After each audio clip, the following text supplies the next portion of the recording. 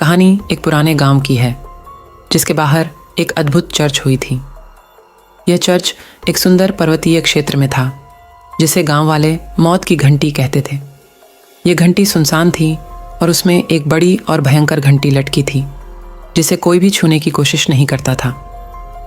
एक रात गांव के एक युवक अर्जुन ने गांव के पुराने किस्सों में सुना कि मौत की घंटी की चिमनी के बीच में एक महान खजाना छिपा है। वह खजाना सोने, चांदी और मणियों से भरा हुआ था और अर्जुन को यह ख्याल आया कि वह इसे प्राप्त कर सकता है।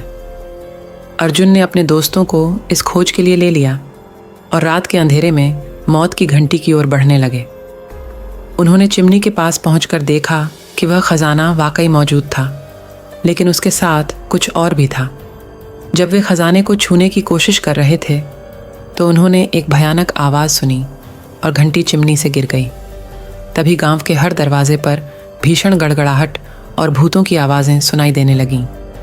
अर्जुन और उसके दोस्त भागने लगे, लेकिन उनकी राह में एक विशाल राक्षस आ गया। वह राक्षस उनकी ओर बढ़ रहा था और वे भागते रहे। आखिरकार उन्होंने एक पुराने मंदिर के अंदर छुप जाकर राक्षस से बच गए।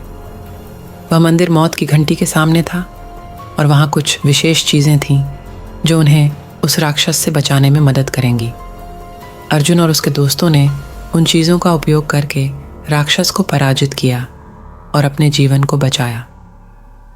लेकिन उन्होंने भी सीखा कि कभी-कभी मनोरंजन के लिए दूसरों की संपत्ति को हासिल करने का प्रयास करने की जगह हमें अपनी सुरक्षा को पहले मानना चाहिए, क्योंकि कुछ खोने का खतरा हमारे लिए भयंकर हो सकता है।